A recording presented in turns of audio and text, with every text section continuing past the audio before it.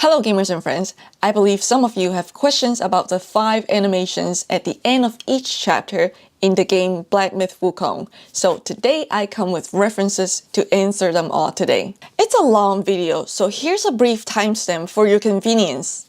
A more detailed timestamp is available in the video description box. So I see a lot of gamers have trouble understanding the animations mainly from Chapter 1, Chapter 4, and especially Chapter 5. They really left many things unexplained in Chapter 5 animation. To understand Chapter 5, you either have to read the book Journey to the West / watch media adaptations of the book, or you have to be Chinese, like me, grew up doing that. I will be using some original text from the book and some visual aids from the 1986 TV adaptations to explain. So without further ado, let's jump into the first ending animation. In the first animation, I see a lot of gamers are confused by the monk's identity and the plot of the story. Actually, you have seen and fought the monk in Chapter 1. He is Elder Jinchi, the gold one, and this animation is about how Elder Jinchi was destroyed by his greed. The opening of this animation tells the story of how Elder Jinchi met Black Bear Guai. A young boy, who later became Elder Jinchi, came across Black Bear Guai in a desolate forest filled with some corpses. Black Bear Guai did not attack Jinchi. Instead, he offered Jinchi a bag full of gold coins and jewels. As Jinchi later went to study Buddhism, he was attracted by the Cutsces from other elders. Although he wanted to dedicate himself to Buddhism, the greed in his heart continued to grow and took over him. The shadow of Black Bear Guai became a metaphor for the greed within Jinchi. As he grew older and climbed his way to the highest position of power, Elder Jinchi's Cutsces grew increasingly lavish. He constantly used his authority to amass more and more extravagant Cutsces. One day, Wukong and his team passed by the Guanyin Temple and asked to stay for the night. At this point in Elder Jinchi's life, it seemed that he had gotten rid of his greed as his Cutsce was in a plain color. That evening, the team showed Elder Jinchi's Tang Sanzang's Cutsce. Elder Jinchi was captivated by it and asked Tang Sanzang if he could borrow the Cutsce for the night to admire it, promising to return it the next morning. In the book, Elder Jinchi became friends with Black Bear Guai, and he learned the secrets to extending his lifespan from Black Bear Guai. He was able to live for 270 years and had about 700 to 800 Cutsces. Yet still, he could not let go of his obsession with gorgeous Cutsces. That night, as he admired the Cutsce, his greed rekindled like fire, and it devoured him. Elder Jinchi desperately wanted to keep the Cutsce to himself forever, so his 2 disciples, Guangzhi and Guangmo, made a plan to kill the pilgrimage team. In the end, they decided to set fire to the Guanyin Temple.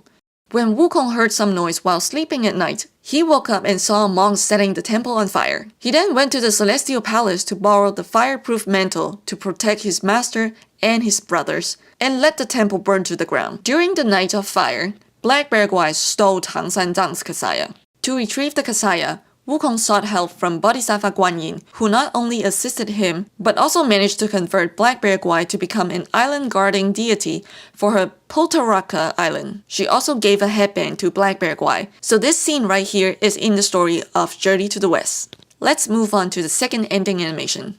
The second animation is easy to understand, though I see a lot of gamers are confused by the animal and saying it is a dog. It's not a dog, it's not a wolf, it's a fox. In Chinese mythology, dogs and wolves are not that prominent, but foxes are. The most famous dog is the one Erlang has. So next time, if you see an animal that looks like a dog or a wolf, and it can turn into a beautiful woman, or it is involved in love affairs, that's a fox. In Chinese mythology, fox Yao Guai, also called Hu Li Jing, are often depicted as being able to transform into beautiful women to seduce or deceive people. For example, 9-tailed fox. However, Hu Li Jing can also take on the form of man, though this is rarely mentioned in stories. The message of this animation is that good and evil are separated by one single thought. A scholar saved an injured fox out of the kindness in his heart. At night, he had a dream. In the dream,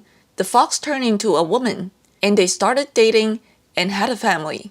Many years later, They even had grandkids, but the fox one day reverted back to its Yaoguai form and slaughtered his entire family. Although he knew it was just a nightmare when he woke up, the fear lingered, so he decided to kill the fox and kept it as a scarf. And that was the evilness in his heart. If you think about it, he could have just let the fox go.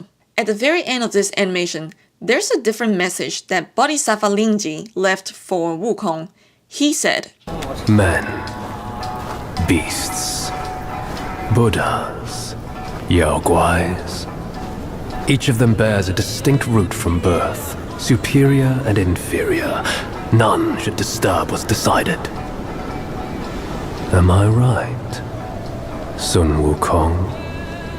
This is strange, because in Buddhism, everyone is created equally. Bodhisattva Lingji said that to remind Wukong to stay in his own lane, and reminded Wukong that he is a Yaoguai and he is inferior to gods and Buddhas. This message is tied to the main theme of Black Myth Wukong, which is the gods and Buddhas do not have trust in Yaoguais like Wukong, even though he has done good deeds and was made a Buddha once. They only saw Wukong and his kind as inferior creatures. Let's move on to the third ending animation. The third animation is about human nature. Yellowbrow and Jin Chanzi, aka Golden Cicala, which also is the former incarnation of Tang Sanzang, made a bet on human nature. Yellowbrow believes humans are inherently evil, and Jin Chanzi disagrees. Yellowbrow and Jin Chanzi are disciples of two Buddhas. Yellowbrow is the disciple of Bodhisattva Maitreya, and Jin Chanzi is the second disciple of Tathagata Buddha. This also stays true to the book with one exception. Yellowbrow and Jin Chanzi do not know each other. But in the game, they are depicted as Dharma brothers as they both study Buddhism, and they often place bets and argue about their ideologies. To prove his point, Yellowbrow transformed himself into a soft-shell turtle and came to the mortal realm. Actually, I don't know what this creature is. The closest thing that I can think of is a soft-shell turtle. This turtle has many special abilities. For example, when he cuts open his body, the wound does not bleed, but instead reveals gold and jewels. His nails can cure illness, and his mucus can make people beautiful. He can even make fish rain from the sky, and people no longer have to put in effort to gain results. At the beginning of this animation, you can see that people in this poor fishing village originally worshipped Buddha. However, over time, they began to worship the turtle, replacing all the Buddha statues with the turtle statues. They even built a temple for the turtle and started to worship it. Notably, in the initial temple, there was a couplet that read, 何负众生受大苦，今入常乐无为处. It means, enduring great sufferings in carrying sentient beings, he now has entered a state of eternal bliss independent of conditions. This couplet is from Buddha pronounces the Sutra of Maitreya Bodhisattva's attainment of Buddhahood, and it is Maitreya Buddha's praise to Sakyamuni Buddha. There are actually a couple more lines before that. It goes, the great guiding teacher, enduring adversity and fiercely valiant, was able to teach, convert, and bring evil sentient beings to maturity in the unwholesome world of the five turbidities, enabling them to train themselves to see the next Buddha. Enduring great sufferings in carrying sentient beings, he now has entered a state of eternal bliss independent of conditions. From understanding the true meaning of this couplet, now you know how Yellowbrow twisted its original meaning and turned it into his own belief. He thought of suffering merely at the surface level and provided bliss to people without teaching, converting, and bringing them to maturity. From then on, more and more people came to worship the turtle, and the temple kept expanding. Even the architectural decorations featured the turtle's head. Among the worshippers were government officials and monks. It's quite ironic for monks to worship this turtle because this turtle is temptation itself. And to be a monk, you have to quell all your temptations. Supposedly, the quality of life in this fishing village should have improved, but you can tell it hasn't by looking at the villagers' clothing that they remained just as poor as before. One night, the villagers came to worship the turtle, and the government officials set up fences around it to maintain order. The officials played the role of collecting jewels from the turtle and distributing them to the people. The government officials were always the ones who controlled any unexpected treasure and only share a tiny bit to the people.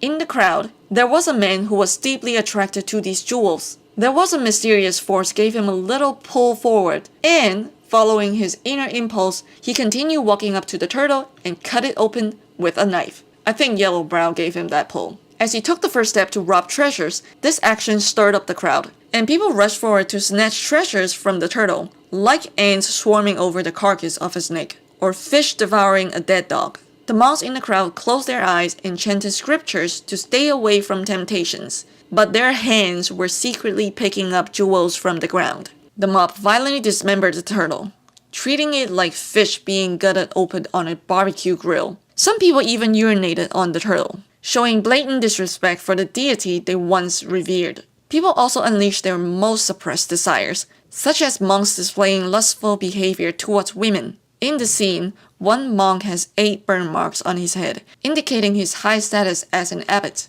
Abbot is a position of authority in a temple or monastery. Those burn marks, also called 戒疤 in Chinese pinyin, turn out to be a practice unique to Chinese Buddhism. I only found out about this while editing this video because I had assumed that all monks who study Buddhism could earn these burn marks. However, despite his high status, the abbot could not quell his mortal desires. At the end of the animation, we see a man walking towards the turtle. That is Cutsce. From their dialogue, we can tell that they have a bet on human nature, and Yellowbrow exposed people to great temptations without guiding them, just for the sake of winning this bet of proving humans are evil. Just like Cutsce said, "You chose a means to an end, not to a proof. You sow chaos in hearts just for the sake of winning. How absurd and pathetic." Let's move on to the 4th ending animation. The 4th animation is about Bajie's love story. I see a lot of gamers are confused by Bajie's transformation from a human into a pig. I will explain the animation first, then I will tell you how the game differs from the book. The game developers changed Bajie's backstory a lot. The first scene of this animation shows us that Bajie used to be a celestial member of the Celestial Palace. In the book, Bajie was made a field marshal in charge of the Milky Way, commanding all the sailors on that river in the sky. So this scene in the game appears to be on the same page as the book. Bajie saw a silver-haired celestial maiden on a bridge, and immediately he was captivated by her beauty. So he went and chased after her. On his way, he bumped into a violet god celestial maiden. He helped her up and kept on running. Soon after, he found the silver-haired celestial maiden, and she was on a secret date with another god. They didn't like their secret being exposed, so they banished Bajie into the mortal realm and into a pig form. I see some gamers are confused by these two ladies' identities. When you look at Bajie's character journal, you will know that both of them are Chang'es, and the silver-haired celestial maiden is the lead dancer of all those Chang'es. Some people said that she is Taiyin Xingjun, which is the goddess of the moon. She is not. Also, one more thing. These two Chang'es are not the same as the one who flew up to the moon and we celebrate her tale with Mid-Autumn Festival. No, they come from 2 separate mythology systems. One is from the Journey to the West mythology system, and one from Chinese ancient mythology. Or we call it 上古神话. So in Journey to the West mythology system, Chang'e is just a title, not a name. Let's go back to Bajie's story. Then in the next scene, Bajie is shown as a grown adult man who woke up from his dream or memories. He was in a village called Old Gao Village, and he saw a young woman called Gao Cuilan. As he chased after her, he slowly turned into a pig. After Gao Cuilan saw his true form, she was terrified. In this scene, they're actually married, but it is not revealed until the end of this animation. We'll get into that, but let's move forward. Bajie went to a water tank and looked at his reflection. He discovered that he had changed from a human back into a pig. Here, there's a time jump in the animation, skipping over the part where Bajie joined Wukong's pilgrimage team. The next scene shows Bajie and his team arriving at the Webbed Hollow. At the Webbed Hollow, he saw 7 spiders bathing, and his lustful nature was aroused. He then transformed into a fish to sneak a peek, and the one he swam up to happened to be the celestial maiden in a violet gauze whom he had accidentally bumped into back in the day.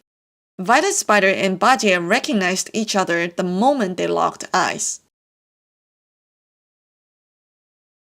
Bajie then revealed his ugliest form in front of Violet Spider, as if to say, "I've become this ugly. Can you still accept me?" In response, Violet Spider shredded her human form and transformed it back into her spider form. After they revealed their true forms to each other, they embraced and had a romantic affair. The following animation sequences chronologically depicted Violet Spider's story of voluntarily descending to the mortal realm after learning Bajie had been banished there. Meanwhile, Bajie's story was told in reverse, starting from the moment he met Violet Spider and recalling his days as Phil Marshall Tampon. In Bajie's sequences, some scenes are a bit out of order. If we rearrange his scenes in chronological order, we would see that the part where he was born as a pig came after his wedding scenes. Maybe the game developers are trying to depict something here, but I cannot figure it out. After being banished, Bajie was reincarnated mistakenly as a pig. He was born in the pig pen. This aligned with the book. According to the novel and the 1986 TV adaptations, he later married Gao Cuilan in Old Gao Village. And in the 1986 TV show, at their wedding, Bajie was drunk and reverted back to his pig form. And this is where we get this scene in this animation that Bajie looks half pig, half human. At the end of this animation, Bajie woke up from a dream. A dream within a dream. This is the part after he destroyed the webbed hollow, spared only Violet Spider's life, and went back to the boys for their pilgrimage mission. He had a job to do, so despite his dismays, he had to leave Violet Spider behind. About Bajie, I have one thing to say. The book version of Bajie is much more disgusting than Bajie from any media adaptations. I'm gonna let you do some readings about Bajie. His first appearance as a pig, I'm telling you, the book, Journey to the West, is not a happy-go-lucky adventure story. Man, I'm telling you, the book Journey to the West is not a happy-go-lucky adventure story. All media adaptations of the book are made to be family-friendly, but the book is not. It's dark because it is a work of satire and it is meant to mock the Chinese bureaucracy back in the Tang Dynasty and many other things. Let's move on to the 5th animation. Chapter 5 animation tells the story of Wukong, focusing on his family and his bond with his sworn brother Wukong. The animation opens by introducing us to Wukong's 5th relic. This relic contains a 2-headed pig, which is recorded in Shanhai Jing, and it is called Bing Feng. However, the book does not explain its symbolism, so you can interpret it as Wukong's body after death is like a pig on a chopping board, unable to move or resist, completely at the mercy of others. This sets the stage for Erlang's dialogue about distributing Wukong's relics. In the next scene, the animation shows the defeated Wukong after the battle with the Celestial Court. This scene connects with the initial animation of the game, depicting Wukong's final moments after the battle. From this animation, we see that it wasn't only the Celestial Court fighting Wukong. Bull King and others like Black Bear Guai, 100-eyed Taoist Master, and other final bosses in each game chapter were also fighting Wukong. Bull King, after witnessing the defeated Wukong, caught Wukong as he was about to fall. Wukong told Bull King that Bull King had made all the wrong choices in his life, prompting Bull King to reminisce about his past. The first memory of Bull King was the crash of the Celestial Palace with Wukong in their rebellious youth, which ultimately ended in failure. This was his first wrong choice. He chose to side with Wukong and go against the Celestial Court, a decision that would mark the beginning of his miserable life. The next scene shifts to a conversation between the defeated Bull King and his wife Rakshasi, aka Princess Iron Fan. That's the widely known name in the Chinese community. Rakshasi mentioned that she was forced to drain the water from the river of childbearing to conceive a child. Although she didn't say who these people were in this animation, there was a boss fight in Chapter 5 that revealed to us that it was her master who forced her to give birth to the last bloodline of the Yaksha clan. Our master bade this child be born, but he never knew my struggles. How can we but follow the Master's word? Rakshasi, you know it was he who made you drink from the river of childbearing. Shut it. You shall never speak of it.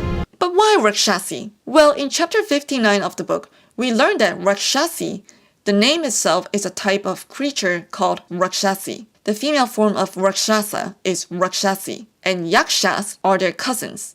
That's my guess as to why Rakshasi's master chose her to bear a Yaksha child. Also, who is her master? From Rakshasi's character journal, we learn her master lives in Tushita Palace, and the owner of this palace is Taishang Laojun. This also explains the birth of Red Boy. From Yaksha King's character journal, we know that there were two people who came to speak with the dying Yaksha King, and one of them was in a white Taoist robe. The one in the white Taoist robe is the keeper of the Flaming Mountains, and the other person is Taishang Laojun. From the game's dialogues, when the boy comes of age, well, on that day, he will be living proof of the dark deeds of Mount Lingshan. In the Yaksha King's character journal, we learn that Buddhas of Mount Lingshan had once massacred the Yaksha clan. In order to keep the Yaksha's last bloodline, Taishang Laojun and the keeper of the Flaming Mountains offer help to the Yaksha King to keep his son's life. The keeper extracted the red lotus from the dead son's head, which was the child's soul. To ensure the successful reincarnation of this child, three things were needed: the red lotus, the Yaksha King's life, and the water from the river of childbearing. Red Boy was born with vague memories of his past life, which would surface in his dreams. But why would Taishang Laojun from the Celestial Palace want to help the Yaksha clan? The reason is dark, which is the Celestial Palace wants to keep Red Boy as genocide evidence against Mount Lingshan. If you're confused by what Mount Lingshan is, basically there are two kinds of gods in Journey to the West: the gods who lived in the Celestial Palace and the Buddhas who lived on Mount Lingshan. From cutscenes and journals, we can see that Celestial Palace wants to counterbalance the power of Mount Lingshan and possibly use Red Boy to take revenge on Mount Lingshan. The next scene shifts to Red Boy accusing Bull King of being a lapdog for Mount Lingshan after he learned that Bull King knew who he was and what Mount Lingshan did from the start. So Red Boy asked Bull King for Wukong's relic to avenge his Yaksha clan. However, Bull King did not hand it over because he didn't want his family to face further retribution. I will explain how Bulldog became a lapdog shortly. The next scene shifts back to Rakshasi expressing her willingness to hand over the Iron Fan to avoid any more troubles from Wukong. In this scene, Wukong and his team had already arrived at the Flaming Mountains, seeking to borrow the fan from Rakshasi to extinguish the fire in the mountains. But Bull King refused to lend the fan due to his deep resentments towards Wukong for the damage Wukong had inflicted on his family. This will be explained in the next scene. The next scene shifts to Bull King's memory of Wukong and his team trying to borrow the fan, and Wukong said, "Your brother, I've disciplined. Your boy, I've given away. Your wife's fan, today I'll take it with me too." This is why Bull King hated Wukong and refused to lend the fan. On the surface, Wukong's words seemed like he was humiliating Bull King. However, the true meaning behind Wukong's words was to subtly hint to Bull King that for Yaoguais like them, who had committed offenses, the only way to live a peaceful life was to submit to the higher forces and follow their commands. Here, Wukong was presenting Bull King for another choice. Find a master and serve the right. It's the only path left for the likes of us. Don't you understand, brother?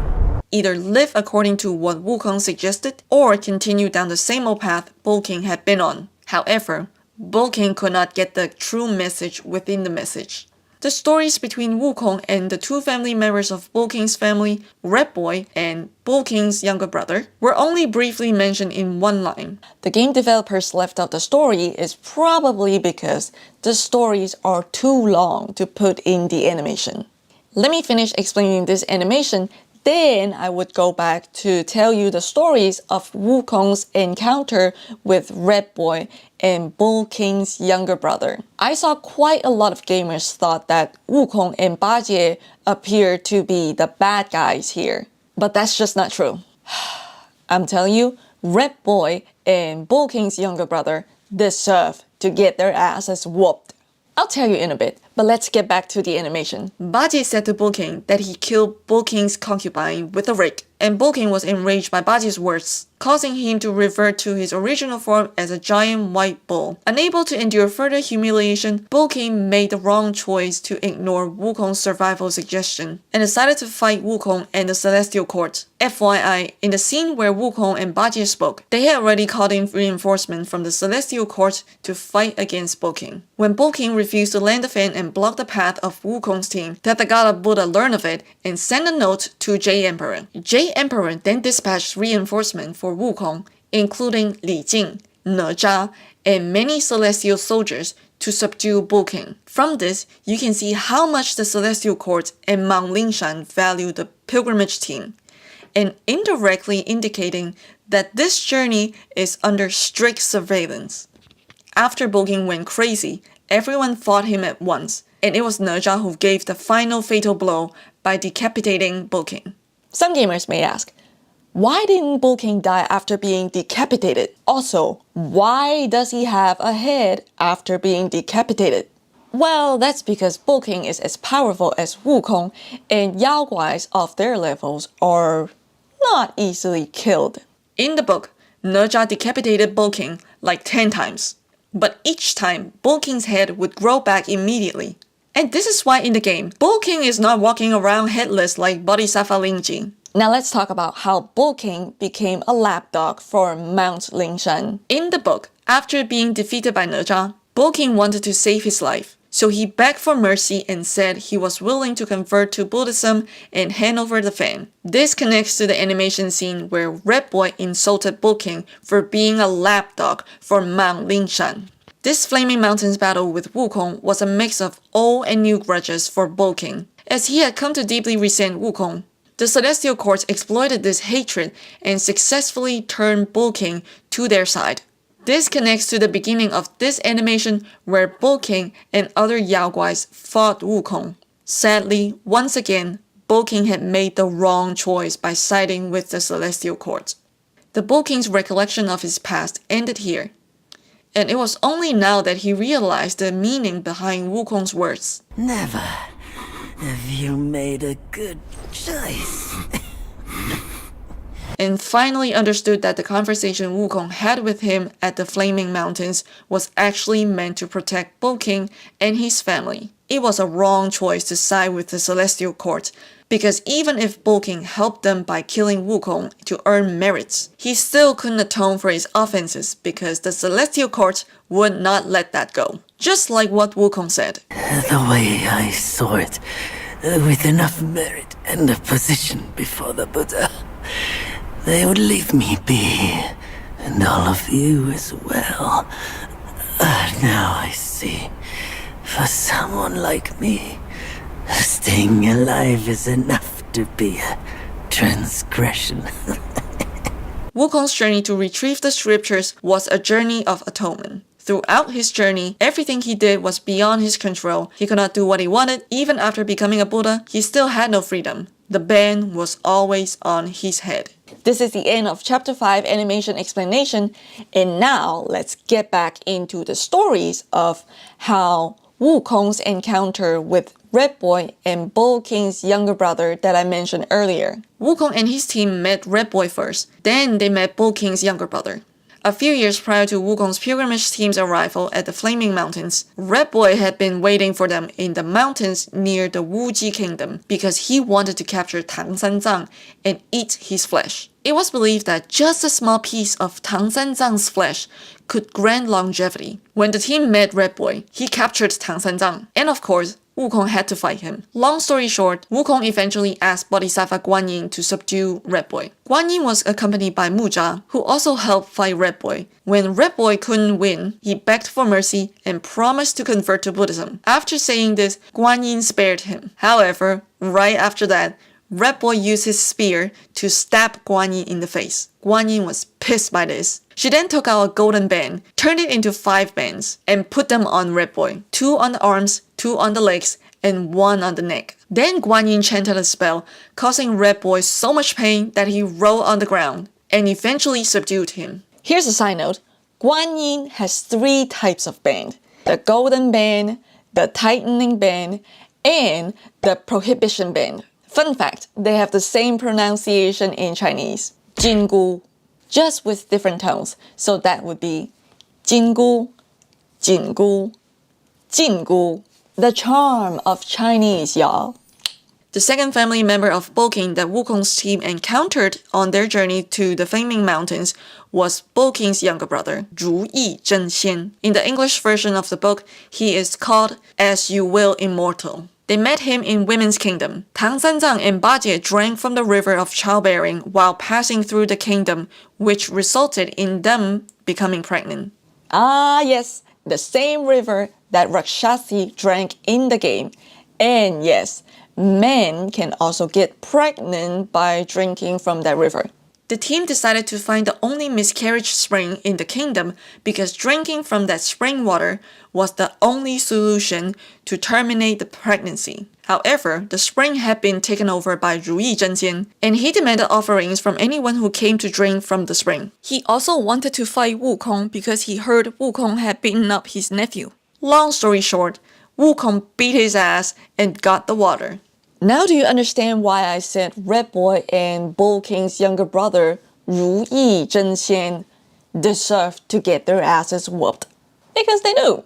Do you remember the two-headed pig in the beginning of this animation? Well, personally, I think there's another interpretation to it.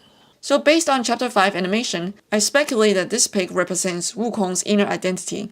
Wukong is like Bull King, who was once a rebellious free spirit, boldly challenging authorities. However, to protect his sworn brothers and free himself, he chose to go on to the journey to the west to seek redemption. In the eyes of others, including Bull King, this seemed like Wukong betrayed Bull King and the likes of them by becoming a lapdog for the celestial court they once opposed. Wukong's identity was split into two, the one who he truly is and the one who he has to be. Both heads of the pig want to move forward, but they end up reaching nowhere, just like Wukong's status after becoming a Buddha. He did not get his freedom, nor the protection for his sworn brothers. If you feel sad about Bull King's tragic backstory in the game, then let me tell you some facts about Bull King and his family in the book. I promise it will lighten the mood up. His story isn't as miserable as in the game. Remember, the game developers took some creative liberties with his storyline. Fact number 1. Bull King did not crash the Celestial Palace with Wukong. It was just Wukong. Fact number 2. No one forced Rakshasi to drink from the river of childbearing, and Red Boy is not the last bloodline of the Yaksha clan. Fact number 3. Mount Lingshan did not wage war against the Yaksha clan. Fact number 4. Rakshasi is not the disciple of Taishang Laojun, nor is she related as a senior-junior disciple with the Keeper of the Flaming Mountains. Fact number 5. Bull King does not have a daughter. Fact number 6. Bajie did not tell Bull King face-to-face that he killed Bull King's concubine. In the book, Bajie actually killed her, but he only mentioned it to Wukong, and meanwhile, Bull King was too busy fighting in the battle to hear this news. I hope these facts can help you feel better about Bull King and his family. That's the end of this video. If you like this video or you find it helpful, please give me a like because I really put a lot of time into making this video, and I hope you enjoy the game and enjoy this video. I will also make a video explaining the 2 endings in the game soon. For now, I'm gonna peace out. 朋友都知道我是很挑剔的，防晒乳我选 Cutsce 皇家呵护抗光清爽高防晒凝露，因为它有媲美蓝光神盾的抓藻植萃，保护我在阳光下延缓肌肤老化，维持青春弹力，可以防御工作环境里的 3C 商品，各种光源对肌肤的伤害，擦起来清爽不黏腻。我特别喜欢它做到海洋友善。365天，天天抗光抗老化，是我的保养日常。你呢？呵护您，呵护全家人，专属你的 Cutsce Royal Care 抗光清爽高防晒凝露。